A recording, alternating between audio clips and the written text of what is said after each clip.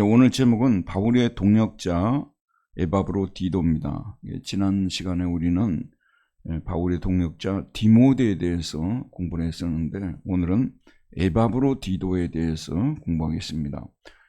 지난 시간에도 제가 말씀드렸는데 사실 모든 그 성공한 사람들의 주변에는요 평생을 같이 했던 동지들이 반드시 있어요. 그런 사람 없이 독불장군 성공한 사람은 거의 없고요. 반드시 자기가 어려울 때 동고동락했던, 함께 살고 함께 죽고자 했던 그런 사람들이 반드시 있습니다. 바울의 그 동역자들도 로마서 16장에서 바울이 이야기하듯이 상당히 많은 동역자들이 있었어요. 그래서 바울이 그 사람들 이름을 다 그 편지 마지막 부분에다가 써놓거든요. 누구 이름을 계속 써놓는데, 이 바울이 지금 이제 로마의 감옥에 갇혀 있는 이 상황에서 바울에게 있어서 굉장히 중요한 역할을 하는 사람이 에바브로디도 집사인데, 집사라고 볼 수 있겠죠. 에바브로디도 집사인데, 지난 시간에 제가 말씀드렸다시피 이 사람은 바울의 옥바라지를 하기 위해서 빌립보에서부터 출발해서 로마까지 와가지고 빌립보 교회에서 바울을 섬기기 위해서 선교원금을 준비를 했는데 그걸 이제 바울에게 가져다 줬어요. 그런데 그것만으로 바울의 그 옥바지를 할 수가 없어요. 근데 바울이 혼자 독방에 있었던 게 아니라요, 사람들을 만날 수가 있었기 때문에 돈도 좀 썼어야 됐던 것 같아요. 그러다 보니까 자기가 돈을 벌어가지고 바울이 그런 그 생활비를 쓸 수 있게끔 해줬던 일을 한 사람이 에바브로디도라고 말입니다. 이 에바브로디도에 대해서 오늘 이 25절부터 30절까지 말씀을 통해서 큰 칭찬을 하고 있는데, 본래 에바브로디도라는 이름이 가진 뜻은 무엇이냐면요, 이것이 이제 에피하고 아프로디톤이라는 이 두 개가 합성어예요. 근데 여러분, 예전에 히랍에 신들이 많았잖아요. 근데 아프로디테 신은 이 무슨 신이냐 그러면, 아프로디테 신은 미의 신이에요. 미, 아름다움의 신이거든요. 아마도 이제 자기 부모님이 아프로디테의 여신을 위해서 평생 내가 살아라 이런 생각을 가지고 이름을 지었는지 모르겠어요. 그런데 어떤 계기에 의해서 하나님을 믿게 되었고, 놀라운 사실은 그 이름대로 이 사람은, 에바브로디도는 정말로 아름답게 살았어요. 이제는 누구를 위해서, 아프로디테 여신을 위해서가 아니라 우리를 구원해 주신 예수 그리스도를 위해서, 하나님을 위해서 정말 열심히 그렇게 살았다는 말씀이 되는 것이죠. 자, 오늘 1번부터 한번 보도록 할게요. 1번 문제를 한번 읽어볼까요? 읽읍시다. 시작. 바울은 에바브로디도를 빌립보 교회로 보내는 것이 필요하다고 말합니다. 그는 에바브로디도를 어떤 사람으로 평가하고 있습니까? 25절. 그러나 에바브로디도를 너에게 보내는 것이 필요한 줄로 생각하노니 그는 나의 형제요, 함께 수고하고 함께 군사된 자요, 너희 사자로 내가 쓸 것을 돕는 자라. 지난 시간에 제가 말씀드렸다시피 이 빌립보 교회가 바울을 지금 돕는 입장이었는데, 들려오는 그 소식에 의하면 빌립보 교회가 상당히 어려운 상황에 놓여 있어요. 그래서 지금 디모데도 자기 곁에 있으면서 바울을 좀 도와줘야 되는 상황이 있고, 에바브로디도도 역시 도와줘야 되는데, 빌립보 교회의 문제를 지금 해결하는 것이 더 바울에게 있어서는, 자기 좀 고생하더라도, 감옥 생활 좀 고생하더라도 빌립보 교회의 문제를 수습하는 것이 더 중요하다고 생각해서 자기 측근들의 측근, 오른팔 왼팔이었던 디모데와 에바브로디도를 지금 그리로 보내겠다고 지금 이렇게 말하고 있는 것을 볼 수가 있습니다. 에바브로디도를 너에게 보내는 것이 정말로 필요하다고 자기가 지금 생각하고 있는 거예요. 사실은 지금 바울 곁에 있으면서 바울 옥바라지도 해야 되고 바울에게 있어서 너무나 중요한 사람인데, 아무리 생각해도 바울이 잠을 이룰 수가 없어요. 빌립보 교회에서 들려오는 소식을 들으니까 도저히 자기만 편하겠다고 이렇게 고집을 피울 수가 없다는 판단에 이르러서 빌립보 교회 문제를 먼저 수습하는 것이 중요하다 생각해서 자기 오른팔 왼팔 디모데, 그 다음에 에바브로디도를 보내겠다고 이렇게 하는 걸 보면 빌립보 교회가 지난 시간에도 제가 말씀드렸다시피요, 약간 오해를 하고 있는 거예요. 바울이 빌립보 교회만 개척한 것이 아니고 여러 교회들을 개척했잖아요. 그런데 이제 바울이 어느 순간부터 빌립보 교회에 대해서 좀 홀대하고 좀 사랑을 주지 않고 이런 말들이 많이 오가고 있었는데 절대로 그렇지 않은 거예요. 빌립보서를 통해서 자기는 빌립보 교회를 특별히 다른 교회들 못지않게 그 이상으로 사랑하고 있다는 거. 자기가 지금 이렇게 어려운 상황에 놓여 있지만 빌립보 교회를 돕기 위해서 내가 가장 충복 중의 충복인 디모데를 보내고 에바브로 디도를 너에게 보내겠다고 하면서 빌립보 교회에 대한 사랑을 표현하는 이 바울의 모습을 볼 수가 있습니다. 그러면 그는 에바브로 디도를 어떤 사람으로 평가하고 있죠? 첫 번째는 뭐라고 했습니까? 나의 형제라고 말하고 있어요. 여러분, 세월이 지나면요, 육신의 형제는 육신의 형제이기 때문에 우리가 저버릴 수 없는 것이죠. 육신의 형제는 또 죽을 때까지 같이 가야 되는 거죠. 그런데 아무리 이걸 갖다가 반박할래도 반박할 수 없는 것이요, 교회에서 하나님을 섬기면서 맺어진 형제자매 관계가요 훨씬 더 깊습니다. 그걸 설명하기가 어려워요. 그러나 저와 여러분들이 진짜 형제고 진짜 자매라는 생각이 들 수밖에 없게끔 되는 것입니다. 그래서 오늘 나의 형제라고 말하고 있고, 그 다음에 또 뭐라고 했어요? 에바브로 디도를 함께 수고하고 순 에르곤이라고 하는데, 함께 수고한, 동역을 했다는 말이죠. 동역을 한, 함께 수고하고, 그 다음에 또 뭐라고 했습니까? 함께 군사된 자요. 한마디로 말해서 전쟁에 나가서 전투를 치를 때 생사를 같이 했던 전우였다, 그런 말씀입니다. 이렇게 에바브로 디도는 바울에게 있어서 소중한 그러한 사람이었고, 그뿐만 아니라 너희 사자로, 이 에바브로 디도가 왜 이 로마의 감옥에 왔습니까? 그 사람들이 보낸 거예요. 여기서 사자란 말은 그 사람들이 보낸 사람들한 뜻이에요. 그 사람들이 보냈어요. 빌립보 사람들이. 너희 사자로 내가 쓸 것을 돕는 자라. 바울이 옥중에서 써야 할 것이 너무 많은데 그것을 도와주는 사람, 너무나도 나에게 있어서는 내 목숨과 같이 귀중한 사람인데, 그래서 지금과 같은 어려운 상황에서 내 곁에 반드시 둬야 될 사람인데, 너희들을 내가 너무나 걱정하고 염려하는데, 그래서 내가 좀 불편하고 내가 좀 힘들더라도 이 에바브로 디도를 지금 너희에게 보내는 것이 필요하다 판단을 하였다라고 이렇게 말하고 있습니다. 이걸 이제 빌립보 교인들이 좀 알아줘야 되겠죠. 그냥 할 일이 없어서 온 사람이 아니거든요. 할 일이 태산 같은데 지금 이 빌립보 교회를 돕기 위해서 온 거 아니겠어요. 여러분, 교회 일을 할 때도 그렇잖아요. 여러분, 내가 이제 뭐 하던 일을 아무리 뭐 찾아봐도 더 이상 할 일이 없어서 교회 일 열심히 하는 사람들 별로 없어요. 그런 분들일수록 더 열심히 안 해요. 근데 교회 일을 다 열심히 하는 사람들은요, 자기 생활이 정말로 바쁜 사람들이에요. 정말로 바쁘고 할 일도 많은데 시간을 쪼개가지고 와서 봉사를 하는 거예요. 원래 그런 분들이 제대로 봉사하는 거예요. 우리는 생각할 때요, 시간이 남아 도는 사람들이 열심히 봉사하겠다고 생각하는 천만의 말씀. 교회의 역사 속에서 그런 사람 없습니다. 너무너무 바쁘고 힘들지만 항상 머릿속에 첫 번째 우선순위는 교회다, 다 이런 생각을 가지고 사는, 그게 은혜를 받으면요 그런 마음이 생기게 돼 있어요. 은혜를 받으면 그렇게 되어요. 그게 그냥 인위적으로 되는 건 아니잖아요. 은혜를 받으면 아무리 바빠도 내가 교회에서 뭘 이렇게 하자고 하면은, 교회에 무슨 일을 해야 된다고 생각하면 오는 거예요. 이게 놀랍죠. 근데 실제로 그 말이 맞아요. 그래서 여기 지금 이제 바울이 에바브로 디도를 빌립보 교회가 필요하다고 하니까, 지금 자기 문제도 심각하고 힘든 상황이지만 빌립보 교회를 위해서, 여러분 정말 우리가 주님을 사랑하게 되면요 교회를 사랑하는 사람이 될 수밖에 없어요. 주님을 사랑한다고 하는데 교회는 사랑하지 않는다, 있을 수 없습니다. 주님을 사랑하는 사람이 교회를 사랑하고요, 빗자루 하나라도 들고 쓰려고 하고요, 부엌 봉사라도 하려고 하고 어떤 형태로든 섬기려고 하는 거지, 주님을 사랑하는 거하고 교회 봉사하고는 다른 거다, 아닙니다. 그것이 같습니다. 많은 분들이 그런 얘기를 하거든요.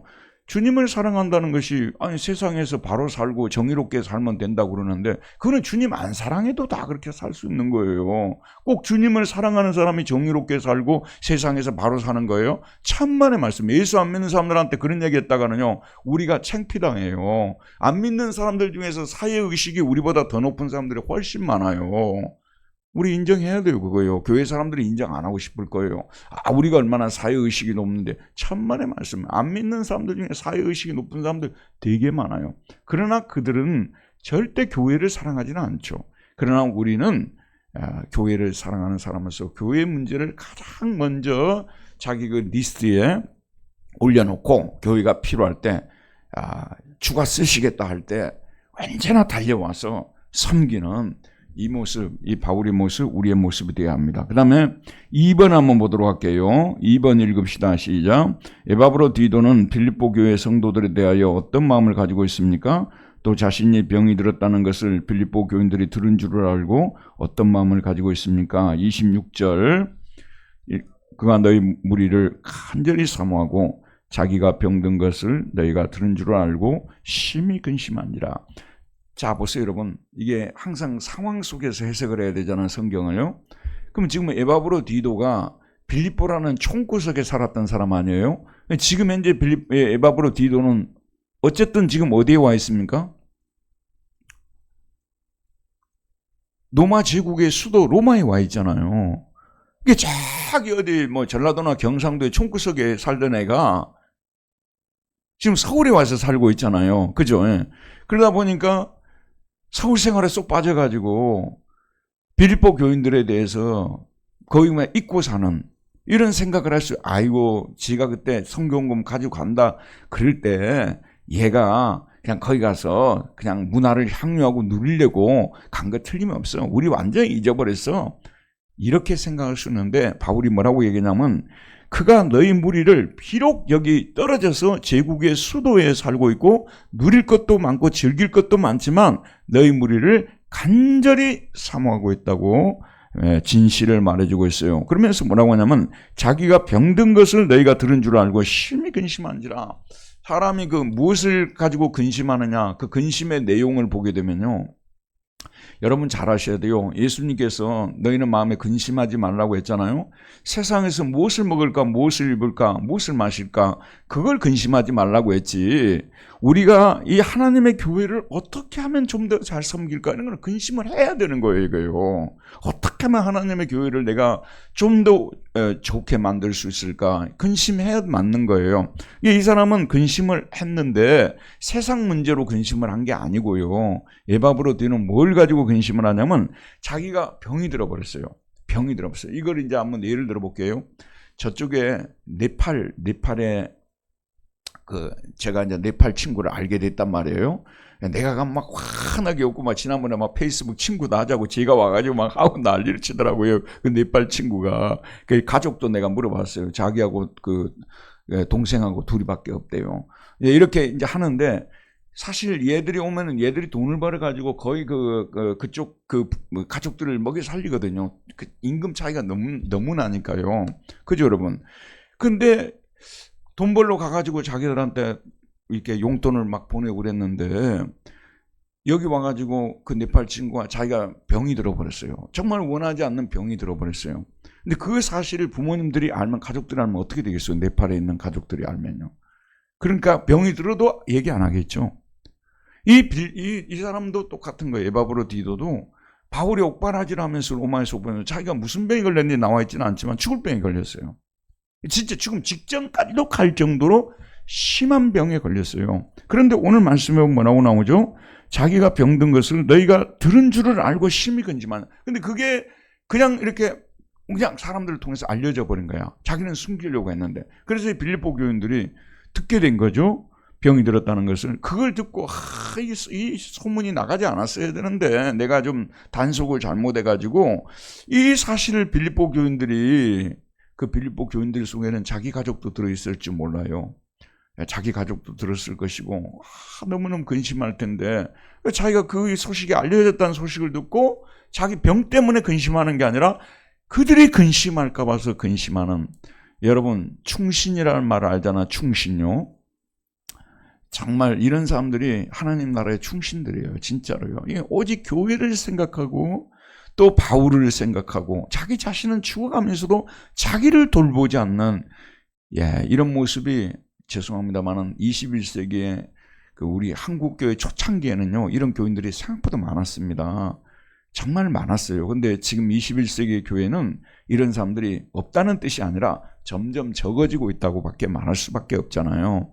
근데 이럴 정도로 교회를 생각하고 하나님 나라를 생각하는 이러한 충신이었다는 것을 볼 수가 있습니다. 그 다음에 몇 번입니까? 3번입니까? 한번 읽읍시다. 에바브로디도는 병이 들어서 어떤 상태까지 갔습니까? 하지만 그는 어떻게 치료를 받게 되었습니까? 27절.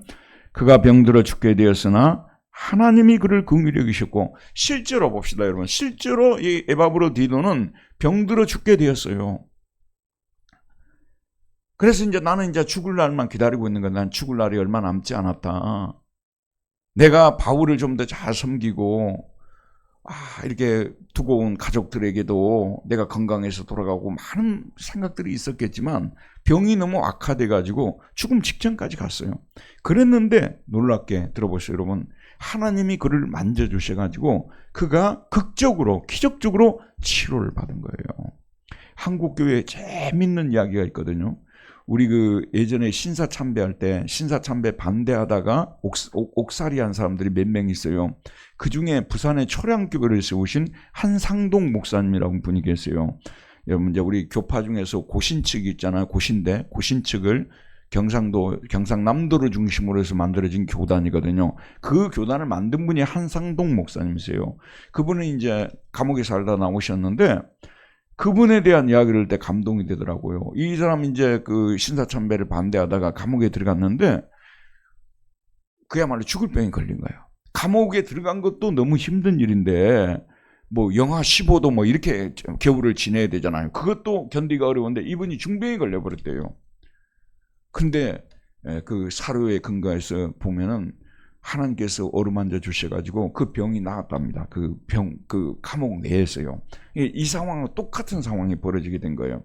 항상 그런 건 아니에요. 어떤 때는 하나님께서 순교하도록 그냥 두시는 경우들도 있어요. 근데 오늘 이 경우는 하나님이 어루만져 주셔서 살려주시는, 우리 가끔 CBS나 CTS 간증 같은 데 들어보게 되면 진짜 죽음 직전까지 갔다가 하나님이 어루만져 주셔서 살아나는 사람들이 간증을 하잖아요. 근데 모든 사람들이 그랬다고는 보편적인 법칙을 부여하면 안 되는 거예요. 왜냐하면 그런 상황에 들어가서도 그냥 하나님께서 죽음을 허락한 사람도 많기 때문에, 그러나 특별한 경우에 하나님이 또 이렇게 살릴 수 있다는 것도 우리는 믿어야 된다는 거죠.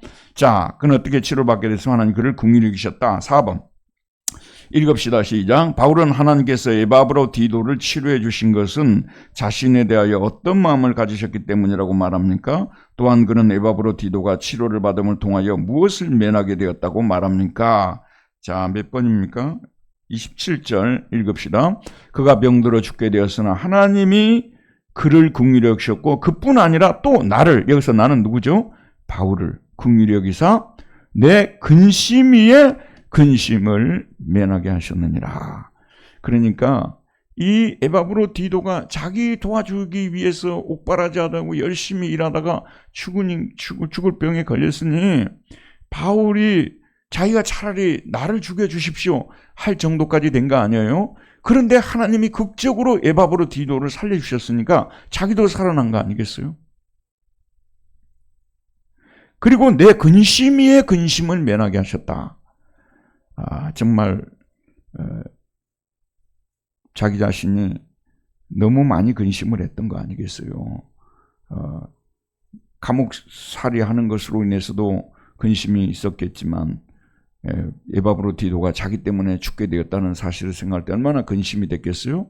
그런데 하나님께서 그 근심 위에 근심을 면하게 해주셨다고 말하고 있습니다. 그 다음 몇 번입니까? 5번 읽읍시다. 바울은 에바브로디도를 빌립보 교회로 왜 속히 보냈습니까? 28절.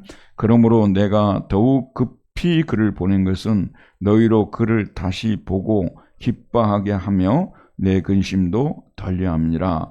지금 빌립보 교인들이 너무너무 근심하고 있어요. 그런데 정말 기적적으로 자기 병이 나았단 말이에요. 나았으니까 이제 자 보세요 여러분. 그들은 그냥 근심하고 그냥 뭐 그렇게 좀 잘 견디게 하면 되지 않겠느냐 하면서 내가 지금 여기 너무 힘든 상황이니까 네가 이제 건강하게 되었으니까 그동안 돈도 열심히 못 벌고 그랬으니까 돈도 좀 벌고 너가 내 곁에서 나를 꼭 좀 도와줘야 되겠다. 바울이 욕심을 낼 수도 있었을 것입니다. 그러나 바울도 역시 뭐냐 그러면요. 오직 지금 빌립보 교회의 생각뿐이에요. 그래서 빌립보 교회가 이 사람 병들었다는 얘기를 듣고 너무 근심하니까 속히 보내기로 결정한 거예요. 지금 여기 상황은 문제가 아니라고 말합니다. 자기 너무 힘들지만 빌립보 교인들을 위로하는 것이 너무 중요하기 때문에 병이 낫자마자 바로 그를 돌려보내가지고 하나님이 치유해 주었다는 것을 간증하면서 빌립보 교인들에게 힘을 내도록 하기 위한, 우리가 교회 생활할 때 얼마나 우리가 교회 생활할 때 한번 대입을 해보도록 합시다. 내가 지금 큰 어려움을 지금 당해가지고 많은 교인들이 나 때문에 염려하고 근심하고 막 기도하고 그랬다고 말이에요. 그런데 내가 빨리 가가지고 교인들한테 내 회복된 모습, 가정적으로나 또 개인적으로 회복된 모습을 빨리 보여주고 싶은 것은 뭐 때문에 그러겠어요? 그 사람들의 근심을 덜어주기 위해서, 그리고 하나님이 하셨다는 것을 간증해서 그들이 하나님을 높이고 찬양하도록 하기 위해서 그거 아니겠어요? 여기 오늘 흘러가는 흐름을 보세요. 정말 바울도 오직 하나님의 교회, 이 지금 현재 에바브로디도도 오직 하나님의 교회, 이 사람들의 핵심은 교회입니다. 초점은 교회고요. 오직 교회를 위해서 죽고 교회를 위해서 사는 이 모습이 우리 성도의 모습이 돼야 되는 거예요. 여러분, 누가 진실한 그리스도, 누가 좋은 그리스도인입니까? 오직 교회의 생각으로 교회를 위해서 살고 교회를 위해서 죽는 이 사람이 정말 하나님을 올바로 섬기는 사람이지 않느냐. 오늘 우리에게 많은 도전을 주는 사람입니다. 그 다음에 몇 번입니까? 6번이죠. 읽읍시다. 시작. 바울은 빌립보 교인들에게 에바브로디도를 어떻게 영접하라고 말합니까? 또 그와 같은 사람들을 어떻게 여기라고 말합니까? 29절. 이러므로 너희가 주 안에서 모든 기쁨으로 그를 영접하고 또 이와 같은 자들을 존귀 여기라.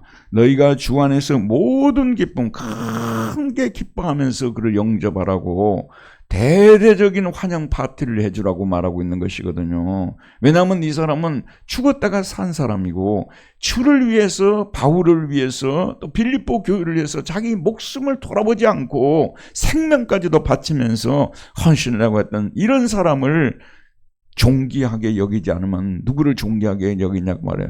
이런 사람들을 어떻게 하라고 했어요? 이와 같은 자들을 존귀 여기고 큰 기쁨으로 맞이하라고 말하고 있습니다. 이제 저희 교회도 7월 셋째 주에 선교 주일로 지키는데, 이렇게 제가 오라고 하지도 않았는데, 선교사 가정 2가정이 지금 귀국을 했거든요. 그래서 제가 그날 전부 모이려고 그래요. 그래갖고 한 10분씩 간증들을 하게 하고 저도 짧게 설교하고 해서 그날을 좀 축제로 우리 삼아가지고 우리 교회에서 이 사람들 대대적으로 좀 맞이할까, 환영할까. 또 우리가 그날은 또 선교원금을 또 우리가 주는 그 주간이니까 선교원금도 드리고 이런 지금 이제 행사를 제가 계획하고 있습니다. 정말 이런 사람들을 존귀하게 여기고, 사실 여러분 선교사에 대해서 한번 생각해 보세요. 선교사가 선교하는데 어렵지 않은 환경이 언제가 있었겠어요? 항상 어려웠죠. 그런데 지금은 특별히 어려운 것이 뭐냐면 전 세계 자본주의가요 너무 많이 심하게 확산이 돼버렸어요. 그래서 예전에 우리나라도요 잘 살 때 만약에 선교사들이 들어왔으면요 우리 한국 이렇게 복음을 받아들이지 않았을 겁니다. 그때 못 살아도 너무도 못 살았잖아요. 당시에요. 못 살아도 너무나 못 사는 때 아니었어요? 그렇죠, 여러분? 이제 조선이 멸망할 때고, 그 다음에 이제 대한제국이 1910년대 대한제국으로 만들어지잖아요. 제일로 안 좋을 때, 종교도 그냥 유교를 장려했던 그 조선 유교 아니에요? 거기도 무너져버리고, 종교도 없고, 그야말로 강대국들이 열광들이 들어와가지고 대낮에 막 설치고 다니고 자기들끼리 싸우고 막 난리를 치던 그때 아닙니까, 여러분? 그때였기 때문에 우리가 의지할 데가 없으니까 하나님을 의지했지.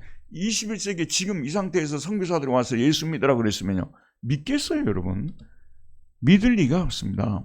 지금 전 세계가요 자본주의가 급속하게 확산이 되면서 경제적으로 많은 사람들이 이제 돈을 만지게 되면서 부유해지기 시작하면서 하나님이 필요 없는, 신이 필요 없는 시대로 점점 가고 있어요. 말하자면 비종교 시대로 돌입하고 있는 거거든요. 이럴 때 참 선교사로 가서 활동한다는 것이 얼마나 어렵습니까? 솔직히 우리 교회도요, 선교사 몇 분 나가 계시는데요, 실제로 선교 활동을 제대로 못하고 계세요. 대체로 뭐 간접 선교하고 있지, 뭐 치과 치료하고 다니는 분도 계시고, 또 뭐 이렇게 뭐 간접 선교들을 지금 하고 있지, 직접 이렇게 선교를 본격적으로 하지도 못하고 있어요. 왜냐하면 그분들을 이해해야 되는데요, 그만큼 어려운 시대가 되어버렸어요, 여러분. 그만큼 어려운 시대가 됐어요. 이런 분들이 거기에 가서 만약에 한번 여기 생각해 보세요. 내가 선교사로 나갔는데 가서 길바닥에서 복음을 전했는데 막 사람들이 회개하고 돌아오면 선교처럼 재밌는 게 있을까요? 그게 있을까요? 무슨 얘기인지 알겠죠?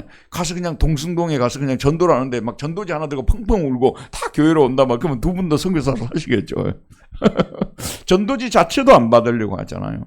근데 그런 데 가서 살고 있다는 것 자체가, 더군다나 저녁에 잠자고 있는 자기 자녀들, 아기들 그냥 보고 있으면은 부모가 어떻게 되겠습니까?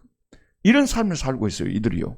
그러니까 이런 사람들은 진짜 우리가 극진히 대접할 사람들이고, 이 존귀하게 여겨야 될 사람들이죠.